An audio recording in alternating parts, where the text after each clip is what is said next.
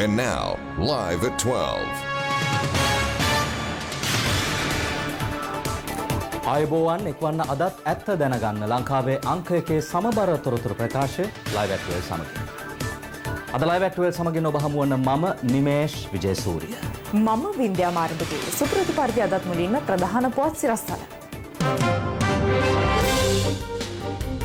20 වැනි කොවිඩ් මරණයත් මෙරටින් වාර්තා වේ. ඇගේ PCR පරීක්ෂණයකින් ඇයට COVID-19 රෝගය ආසාදනය වී ඇති බවට වාර්තා වෙනවා. වීරකැටිය ගැටුමකින් පාසල් සිසුවෙකු මරුට 5 දෙනෙකුට තුවාලයි.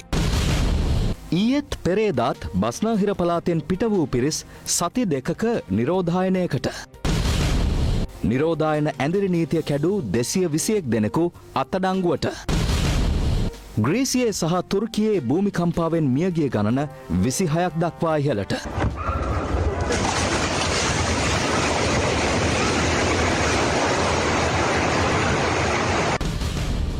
අපතේ ගිය ගේල්ගේ සුපිරීනිම.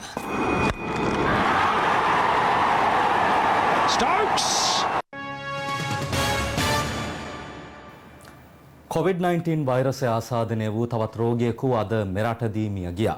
ඒ අනුව මෙරටින් වාර්තා වන සමස්ත COVID-19 මරණ සංඛ්‍යාව 20 දක්වා ඉහළ ගියා. කොළඹ ජාතික රෝහලේ ප්‍රතිකාර ලබමින් සිටි 54 හැවිරිදි කාන්තාවක් ඊයේ රාත්‍රියේ මිය ගියා. ඇයගේ PCR පරීක්ෂණ වාර්තාවට අනුව ඇයට COVID-19 වෛරසය ආසාදනය වී තිබූ බවට අද හඳුනාගත් බව සෞඛ්‍ය අංශ තහවුරු කළා. පසුගිය 29 වනදා ඇය රෝහල්ගත කර තිබූ අතර සෞඛ්‍ය අංශ සඳහන් කළේ නිදන්ගත රෝගවලින්ද ඇය පෙළී ඇති බවයි. මෙලෙස මියගිය කාන්තාව කොළඹ 12 ප්‍රදේශයේ පදිංචිකාරණියක්. ඇය රෝහලට ඇතුළත් කර තිබුණේ දියවැඩියා රෝගය ඉතාමත්ම උත්සන්න වීම නිසා වමනය සහ උදරයේ වේදනාවක් සමගයි මෙය අපේ රටේ 20 වන COVID-19 රෝග මරණය විදියට වාර්තා වෙනවා. මේ අතර ඊයේ දිනේදී COVID-19 වෛරසය ආසාදනය වූ රෝගීන් 633 දෙනෙකු මෙරටින් වාර්තා වුණා. ඔවුන්ගෙන් 264 දෙනෙකු ගම්පහ දිස්ත්‍රික්කයේනොත් 162 දෙනෙකු කොළඹ දිස්ත්‍රික්කයේනොත් 18 දෙනෙකු කළුතර දිස්ත්‍රික්කයේනොත් වාර්තා වූ අතර තවත් රෝගීන් 17 දෙනෙකු කුරුණෑගල දිස්ත්‍රික්කයෙන් සහ 11 දෙනෙක් කෑගල්ල දිස්ත්‍රික්කයෙන් වාර්තා වුණා. ඒ අනුව මිනුවන්ගොඩ සහ පෑලියගොඩ කොවිඩ් පොකුරු ආශ්‍රිතව මේ වන විට වාර්තා වන සමස්ත රෝගීන් ගණන 6946ක්. ඊයේ දිනේදී රෝගීන් විශාල සංඛ්‍යාවක් හමු වුණා. ඒ හමු වුණු රෝගීන් සංඛ්‍යාව එකතුව යන විට මුළු රෝගීන්ගේ සංඛ්‍යාව මේ වෙන විට 10000 ඉක්මවලා ගිහින් තියෙනවා. කෙසේ නමුත් සෞඛ්‍ය දෙපාර්තමේන්තුව මේ ඇඳිරි නීතිය කාල සීමාව තුළ විශේෂයෙන්මත් නොකඩවාමත් අපි පාලන කටයුතු කරගෙන යනවා. මේ අතර COVID-19 වෛරසය ආසාදනය වූ රෝගියෙකු එප්පාවල නැබඩාව ප්‍රදේශයෙන් හඳුනාගෙන තිබෙනවා. ඔහු පෑලියගොඩ මත්ස්‍ය වෙළඳ පොලෙන් මාළු මිලදීගෙන අලෙවි කරන වෙළෙන්දෙක්.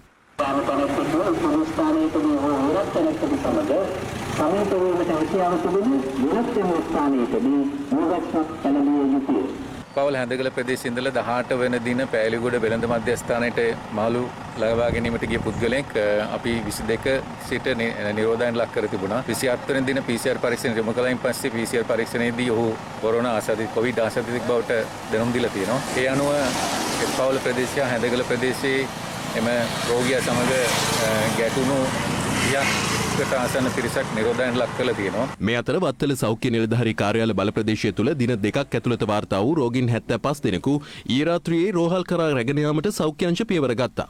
වත්තර පරිපාලන මහජන සෞඛ්‍ය පරීක්ෂකවරයා සඳහන් කළේ වෛරසය ආසාදනය වූ තවත් පිරිසක් අද දිනේදී රෝහල්ගත කිරීමට නියමිත බවයි.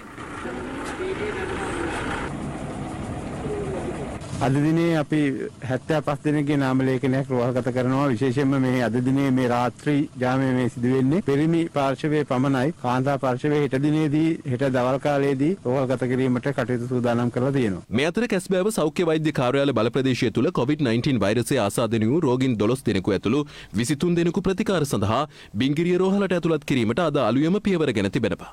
කැස්බෑව සෞඛ්‍ය වෛද්‍ය නිලධාරී කාර්යාල බල ප්‍රදේශයෙන් වාර්තා වූ රෝගීන් 12 දෙනාට අමතරව පිළියන්දල ප්‍රදේශයෙන් 7 දෙනෙකුත්, කහතුඩුව ප්‍රදේශයෙන් 2 දෙනෙකුත්, මොරටුව ප්‍රදේශයෙන් 1 අයෙකුත් සහ රත්මලාන ප්‍රදේශයෙන් තවත් අයෙකුත් එලෙස හඳුනාගත් අය අතර වනවා. ඔවුන් පෑලියගොඩ මත්ස්‍ය වෙළඳ සංකීර්ණයේ දෙවැනි පෙළ ආශ්‍රිතයන් ලෙස හඳුනාගෙන ඇති බව සෞඛ්‍ය අංශ සඳහන් කළා. වැල්ලවායේ සෞඛ්‍ය වෛද්‍ය නිලධාරී කොට්ටාශයෙන්ද වෛරසය ආසාදනය වූ රෝගීන් 2 දෙනෙකු හඳුනාගෙන තිබෙනවා. ඔවුන්ගෙන් එක් අයෙක් කැලණිය ප්‍රදේශයේ සේවය කළ පුද්ගලයෙක් වන අතර අනෙක් පුද්ගලයා අලුත්කඩේ අධිකරණ සංකීර්ණයේ ලිපිකරුවෙකු ලෙස සේවය කළ අයෙක්. ඔවුන් වැල්ලවාය කැහැලිය සහ හඳපානාගල ප්‍රදේශවල පදිංචිකරුවන් වන අතර ප්‍රතිකාර සඳහා හම්බන්තොට මහරෝහලට ඇතුළත් කර තිබෙනවා. මේ අතර මඩකලපුව ආර්යන්පති ප්‍රදේශයේ පිහිටි පෞද්ගලික ඇඟලුම් කර්මාන්ත ශාලාවක්ද දින 3ක් සඳහා తాවකාලිකව වසා දැමීමට සෞඛ්‍ය අංශ පියවරගෙන තිබෙනවා. මඩකලපුව ප්‍රදේශයෙන් හඳුනාගත් කොරෝනා ආසාදිතයින්ගේ ඥාතීන් පිරිසක් එම කර්මාන්ත ශාලාවේ සේවය කිරීම මෙම තීරණයට හේතු වූ බව නැගෙනහිර පළාත් සෞඛ්‍ය අධ්‍යක්ෂවරයා සඳහන් කළා. එම ඇඟලුම් කර්මාන්ත ශාලාවේද 3000ක පමණ සේවකීන් පිරිසක් සේවය කරනවා. මේ අතර සෞඛ්‍ය අමාත්‍යාංශයේ සේවකයෙකුටද වෛරසය ආසාදනය වී ඇති බවට නියෝජ්‍ය සෞඛ්‍ය සේවා අධ්‍යක්ෂ ජෙනරාල් වෛද්‍ය හේමන්ත හේරත් මහතා සඳහන් කළා. මේ සෞඛ්‍ය අමාත්‍යාංශයේ සේවය කරන සේවකයෙක් මේ මාළු මාර්ටකයට යම් සම්බන්ධයෙන් PCR පරීක්ෂණයක් කරලා තියෙනවා. ඒ පරීක්ෂණයේ ප්‍රතිඵලයක් හැටියට ඒක පොසිටිව් කියලා වාර්තා වුණා. ඒ අනුව රෝගිය හැටියට හඳුනාගත්ත පුද්ගලයාව අපි මේ වෙනකොට රෝහල්ගත කරලා තියෙනවා. ඉතිරි අයව නිරෝධායනයට ලක් කරලා තියෙනවා. හැබැයි සෞඛ්‍ය අමාත්‍යාංශයේ අනෙකුත් රාජකාරී ඒ ආකාරයෙන්ම අපි කරගෙන යනවා. දඹුල්ල නගරයේ විෂ බීජ හරණයට ලක් කිරීමට දඹුල්ල මහනගර සභාවේ නගරාධිපති ජාලියෝපාත මහතා ඇතුළු පිරිසක් ඊ රාත්‍රියේ මෙලෙස පියවර ගත්තා. මේ අතර පෑලියගොඩ මත්ස්‍ය වෙළඳ සැලද අද උදෑසන විෂ බීජ හරණයට ලක් කෙරුණා.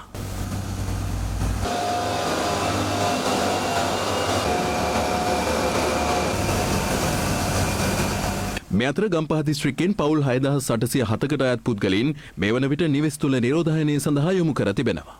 දිස්ත්‍රික් ලේකම්වරයා සඳහන් කළේ පීඩාවට පත් වූවන් සඳහා රුපියල් 5000 දීමනාව සහ වියලි ආහාර ද්‍රව්‍ය ලබා දීමේ වැඩසටහනක් මේ වන විට ආරම්භ කර ඇති බවයි.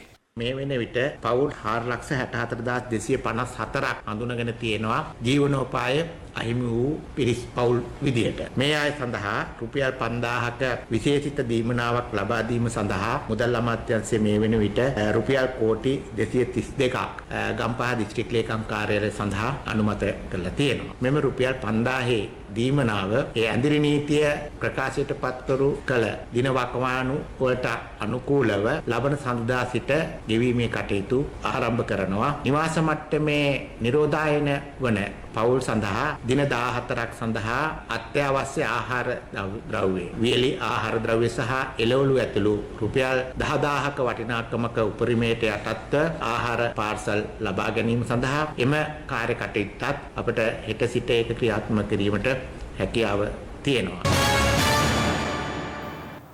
ගත වූ පැය 24 තුළ ලොව පුරා කොවිඩ් ආසාදිතින් 5 ලක්ෂයකට අධික සංඛ්‍යාවක් වාර්තා වී තිබෙනවා.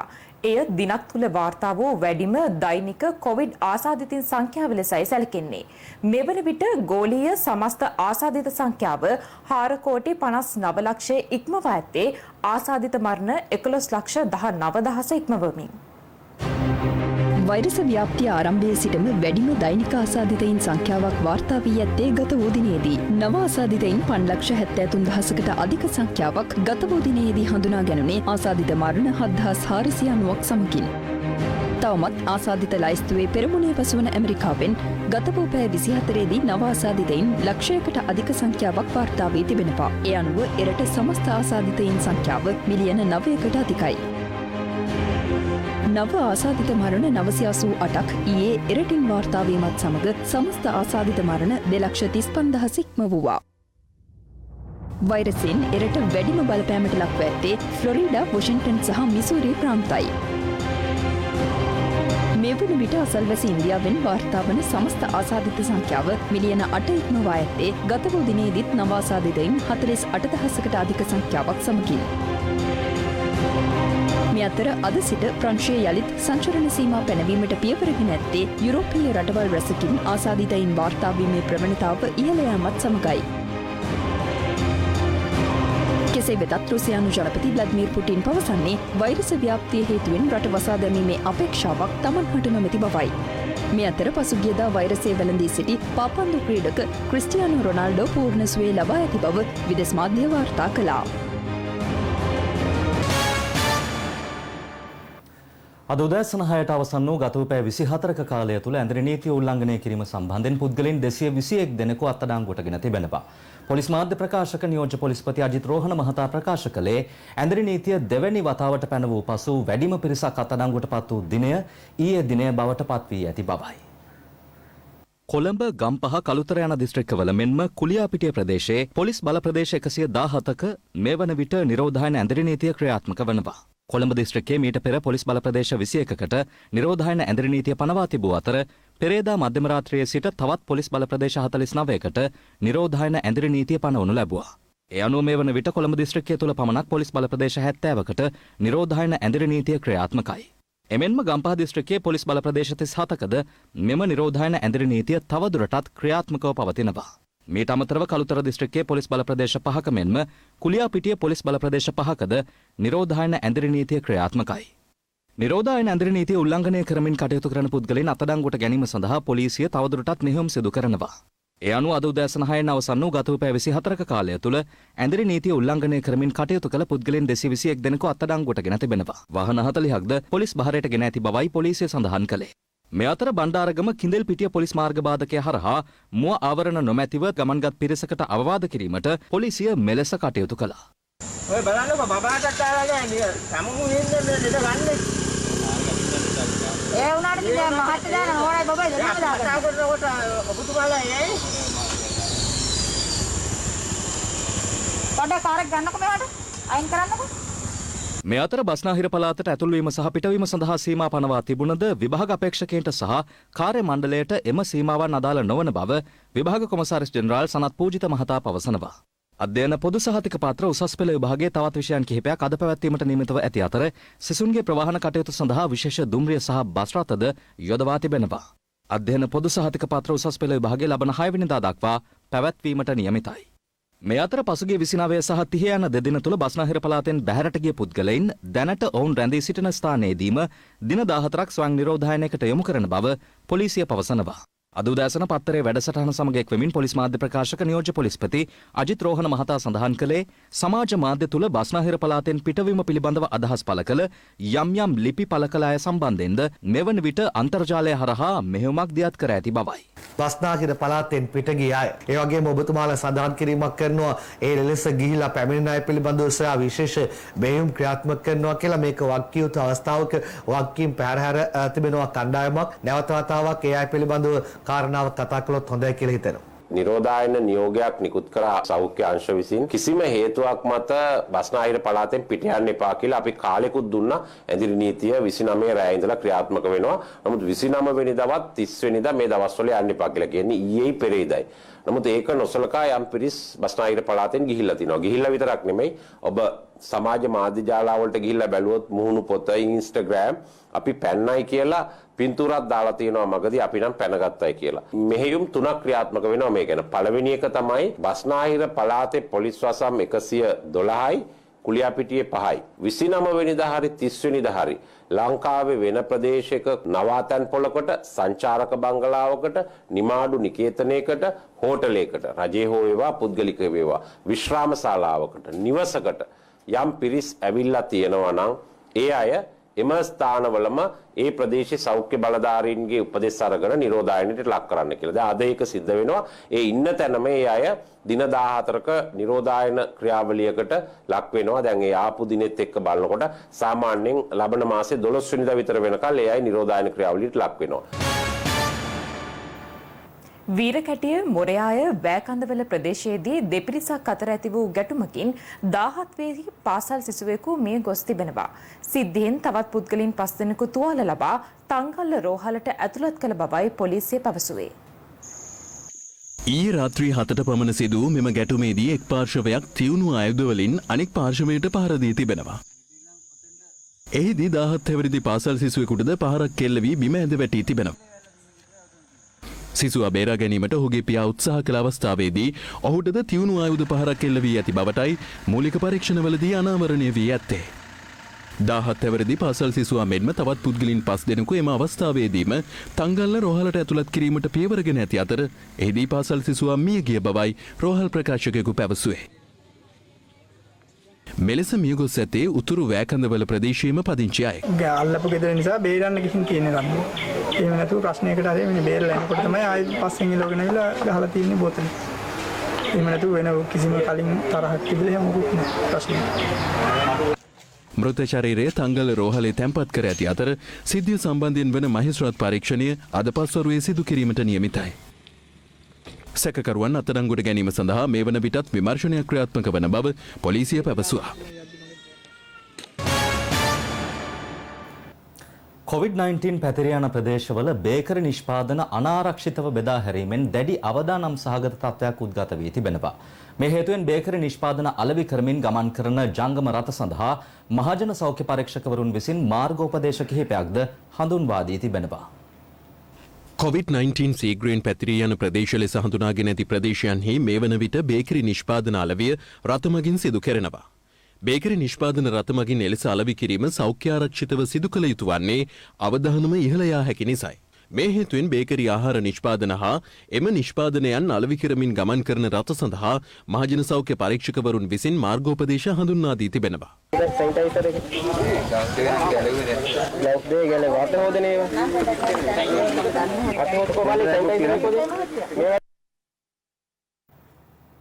COVID-19 ආසාදිතින්ගේ දත්ත හඳුනා ගැනීම සඳහා නව ජංගම දුරකථන යෙදවුමක් හෙවත් මොබයිල් ඇප් එකක් නිර්මාණය කර තිබෙනවා. දික්කොය මූලික රෝහලේ වෛද්‍යවරයෙකු සහ සරසවි ශිෂ්‍යයෙකු එක්ව මෙම නව යෙදවුම නිර්මාණය කිරීම විශේෂත්වයක්. දික්කොය මූලික රෝහලේ රුධිර බැංකුවේ වෛද්‍ය ලහිරු ප්‍රමෝද මහතා සහ ශ්‍රී ජයවර්ධනපුර විශ්වවිද්‍යාලයේ කළමනාකරණ පීඨයේ තොරතුරු තාක්ෂණ අංශයේ අවසන් වසරේ අධ්‍යාපනය ලබන ලහිරු සම්පත් ශිෂ්‍යයා මෙම COVID-19 ආසාදිතෙන් හඳුනා ගැනීමේ නව ජංගම දුරකථන යෙදවුම නිර්මාණය කිරීමට දායක වී තිබෙනවා. හැටන් නගරයේදී මාධ්‍ය සාකච්ඡාවකට එක්වෙමින් වෛද්‍ය ලහිරු ප්‍රබෝධ මහතා සඳහන් කළේ ඕනෑම ස්මාර්ට් ජංගම දුරකථනයකට මෙම යෙදවුම ඇතුළත් කර ගැනීම හරහා COVID-19 ආසාදනය වූවන් සහ ඔවුන්ගේ ආශ්‍රිතයින් පහසුවෙන් හඳුනා ගැනීමට හැකිවන බවයි. ජංගම දුරකථන යෙදවුමෙන් QR කෝඩ් තාක්ෂණය ඔස්සේ පුද්ගලයන් ලියාපදිංචි කර ගැනීම සිදු කරන අතර ඉන් පුද්ගලයන්ගේ අනන්‍යතාවය සුරක්ෂිත කර ගැනීම මෙහි ප්‍රධාන අරමුණක්ද වනවා. COVID-19 වෛරසය ආසාදනය වූවන් සහ උන්ගේ ආශ්‍රිතයන්ගේ දත්ත එක් රැස් කිරීම සඳහා දැනට භාවිත වන ක්‍රමවේදය අවදානම් සහගත බවත් මෙම යෙදවුම ඊට සාර්ථක විසඳුමක් බවත් යෙදවුමේ නිර්මාපකයන් පෙන්වා දෙනවා. ලොකු කැපවීමක් දරන්න වෙලා තියෙනවා අපේ මේ කොවිඩ් රෝගීන් හමු වුණාට පස්සේ ඒ රෝගීන් සමග සම්බන්ධතාව පවත්වපු පිරිස හොයන්න. ඇත්තටම ඒ පිරිස හොයාගන්න බැරි වෙලා ගොඩක් වෙලාවට මේ රෝගය පැතිරීම වැඩි වෙලා තියෙනවා මේ වෙනකොට. ඒ වගේම මෙතනදී තවත් ලොකු ගැටලුවක් මතුවලා තියෙනවා ප්‍රායෝගික ගැටලුවක්. අපි එළියට ගියොත් දැනට ආරක්ෂක අංශ විසින් හඳුන්වා දීලා තියෙන්නේ පොතක තමන්ගේ නම, ඇඩ්‍රස් එක, ෆෝන් අංකය මේ දේවල් ලියන්න කියලා. ඉතින් මේ කියපු ප්‍රායෝගික ගැටලු මේ රෝගීන්ගේ ආශ්‍රිතයන් සොයාගන්න ඇත්තටම ලොකු ගැටලුවක් වෙලා තියෙනවා. මොකද ඒ ආශ්‍රිතයන් පිළිබඳ තොරතුරු සත්‍ය තොරතුරු ලබා නොදීම සහ ඔවුන්ව හඹා යාමේ ඇති ප්‍රායෝගික ගැටලු. අපි මෙන්න මේ දැකපු ප්‍රායෝගික ගැටලු මොනවාද කියලා හඳුනාගත්තට පස්සේ අපි නිර්මාණය කරා මේ සඳහා ඇප්ලිකේෂන් එකක්. එතකොට මේ කියන ඇප් එක හරහා මේ කියන ප්‍රායෝගික ගැටලු සියල්ලටම Safeguard Surface Disinfectant. Safeguard නිරෝගිමත් දිවියකට. This is Live at 12. විරාමෙන් අනතුරුව තවත් දේශීය පුවත් කිහිපයක් වෙතටයි අවධානය. කලවකැලේ ලිදුල නගර සභාවේ සභාපතිවරයාගේ දුරය විශේෂ ගැසට් පත්‍රයක් මගින් తాවකාලිකව අත්හිටුවා තිබෙනවා. ඒ ඔහුට එරෙහිව එල්ල වී ඇති චෝදනා කිහිපයක් සම්බන්ධ පරීක්ෂණ කටයුතු වෙනුවෙන්. කලවකැලේ ලිදුල නගර සභාවේ වත්මන් සභාපති අශෝක සේපාල මහතාගේ සභාපති දුරය මධ්‍යම පළාත් ආණ්ඩුකාර ලලිත්යු ගමගේ මහතා විසින් తాවකාලිකව අත්හිටුවා තිබෙනවා. සභාපතිවරයා සිදු කළ බව කියන දූෂණ වංචා කිහිපයක් සම්බන්ධයෙන් පරීක්ෂණ පැවැත්වීම සඳහා විශේෂ කොමිසමක් පත් කර ඇති පසුබිමකයි මෙලෙස ඔහුගේ තනතුරේ රාජකාරී කටයුතු විශේෂ ගැසට් පත්‍රයක් මගින් తాවකාලිකව අත්හිටුවීමට මධ්‍යම පළාත් ආණ්ඩුකාරවරයා පියවරගෙන ඇත්තේ. නීති විරෝධී ලෙස සේවකයන් බඳවා ගැනීම, විධිමත් ටෙන්ඩර් පටිපාටියකින් තොරව නගර සභාව සතු ඉඩම් සහ ගොඩනැගිලි తాවකාලිකව බදු දීම, නගර සභා සීමාව තුළ ඇති අනවසර ඉදිකිරීම ඉවත් කිරීමට පියවර නොගැනීම සහ නීති විරෝධීව නගර සභාවට ලේකම්වරයෙකු පත් කර ගැනීම ඇතුළු චෝදනා 8ක් අශෝක සේපාල මහතාට එල්ල වී තිබෙනවා. මේ සම්බන්ධයෙන් අප තලවකැලේ ලිදුල නගර සභාවේ සභාපති ලෙස කටයුතු කළ අශෝක සේපාල මහතාගෙන් විමසා සිටි අතර ඊට ප්‍රතිචාර දක්වමින් ඔහු ප්‍රකාශ කළේ 2019 වසරේ මැයි මාසයේදී චෝදනා 8ක් සම්බන්ධයෙන් තමන්ට එරෙහිව මධ්‍යම පළාත් ආණ්ඩුකාරවරයාට සහ පළාත් පාලන කොමසාරිස්වරයාට පැමිණිල්ලක් ලැබී තිබූ බවයි. එම පැමිණිල්ල තම නගර සභාවේම නාගරික මන්ත්‍රීවරයෙකු විසින් සිදු කර ඇති බවයි හිටපු සභාපතිවරයා ප්‍රකාශ කළේ. තමාට එරෙහිව එල්ල වූ චෝදනා සම්බන්ධයෙන් පරීක්ෂණ පැවැත් වූ බවද ඔහු පැවසුවා. කෙසේ වෙතත් ඔහු පවසන්නේ එහි වාර්තා ඉදිරිපත් නොකර ඊට අදාළව යලි පරීක්ෂණයක් පැවැත්වීමට කොමිසමක් පත් කිරීම මගින් සිය දුරය අත්හිටුවීමට කටයුතු කර ඇති බවයි. මෙලෙස සභාපති ධුරයෙන් තමන් නිරපා හැරීම දේශපාලන පලිගැනීමක් බවත් සිය නිර්දෝෂී භාවය තහවුරු කිරීම සඳහා තමන් ඕනෑම පරීක්ෂණයකට මුහුණ දීමට සූදානම් බවත් අශෝක සේපාල මහතා පවසනවා. ඊයේ දවස් වෙනකොට නැවත වතාවක් කොමිෂන් සභාවක් පත් කරලා තිනවා. ඒ වගේ මේ කොමිෂන් සභාව පත් කිරීමත් එක්ක මේ ගැසට් නිවේදනයේ මගේ ධූරය අත්හිටවලා තිනවා. මේක ප්‍රජාතන්ත්‍ර විරෝධී. ඒ නිසා මම බලාපොරොත්තු වෙනවා අධිකරණයෙන් අපිට සාධාරණයක් ඉෂ්ට වෙයි කියලා. බේකරි නිෂ්පාදන අලෙවි කරමින් ගමන් කරන රථ සඳහා මහජන සෞඛ්‍ය පරීක්ෂකවරුන් විසින් මාර්ගෝපදේශ කිහිපයක් හඳුන්වා දී තිබෙනවා. COVID-19 සීග්‍රයෙන් පැතිරී යන ප්‍රදේශ ලෙස හඳුනාගෙන ඇති ප්‍රදේශයන්හි මේ වන විට බේකරි නිෂ්පාදන අලවිය රථ මගින් සිදු කෙරෙනවා. බේකරි නිෂ්පාදන රථ මගින් එලෙස අලවි කිරීම සෞඛ්‍ය ආරක්ෂිතව සිදු කළ යුතු වන්නේ අවධානම ඉහළ යා හැකි නිසයි. මේ හේතුවෙන් බේකරි ආහාර නිෂ්පාදන හා එම නිෂ්පාදනයන් අලවි කරමින් ගමන් කරන රථ සඳහා මහජන සෞඛ්‍ය පරීක්ෂකවරුන් විසින් මාර්ගෝපදේශ හඳුන්වා දී තිබෙනවා.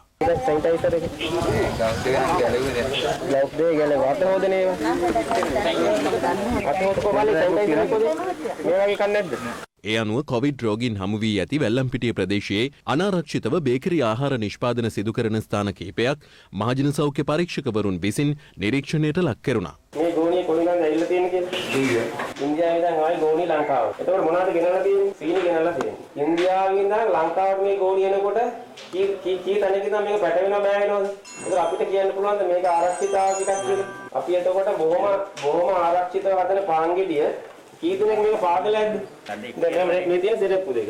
මේ තියෙන්නේ ඒ බෑග් එකම සේම් බෑග්. මේ බෑග් එක මෙතන දැම්මම මේ කෑම එකෙන් වැඩන්නේ. ඔය දෙන්නගේ පිරිසිදු ඇඳුමක් ඇඳලා ඉන්නවා. ග්ලව්ස් එක අනිවාර්යෙන් දාලා ඉන්නවා. මේ ගෙට ගන්න මෙයාගේ මූණ. එලෙස නිසි සෞඛ්‍ය ක්‍රමවේද අනුගමනය නොකරන වෙළඳුන්ට දැඩි අවවාද සිදු කළ අතර නිරෝධායන නීතිවලට පටහැනිව ක්‍රියා කරන අයට එරෙහිව නීතිමය පියවර ගන්නා බවත් වෙල්ලම්පිටිය මහජන සෞඛ්‍ය පරීක්ෂක අජිත් විතානගේ මහතා සඳහන් කළා. මේ ගෙවල් වල ඉන්න අයගේ ආහාර ප්‍රශ්න පිළිබඳත් අපි සැලකිලිමත් විය යුතුයි. විශේෂයෙන්ම අපි දකිනවා කිසිම ක්‍රමවේදයක් නැතුව පාරේ වෙළඳාම් කරන අයත් ඉන්නවා.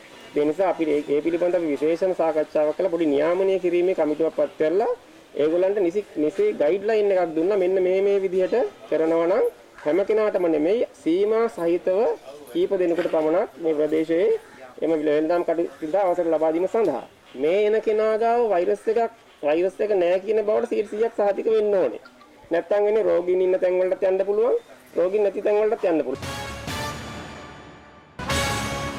This is Live at 12. පිරාමෙන් අනතුරුව දැන් අවධානය විදෙස් පුවත් වෙත. තුර්කියට සහ ග්‍රීසියට ඇති වූ භූකම්පනයක් නිසා මියගිය පුද්ගලයන් සංඛ්‍යාව 26 දක්වා ඉහළ ගොස් තිබෙනවා. තුර්කියට සහ ග්‍රීසියට බලපෑ භූකම්පනයෙන් පුද්ගලයන් 26 දෙනෙක් මිය ගොස් තවත් 700කට වැඩි පිරිසක් තුවාල ලබා තිබෙනවා.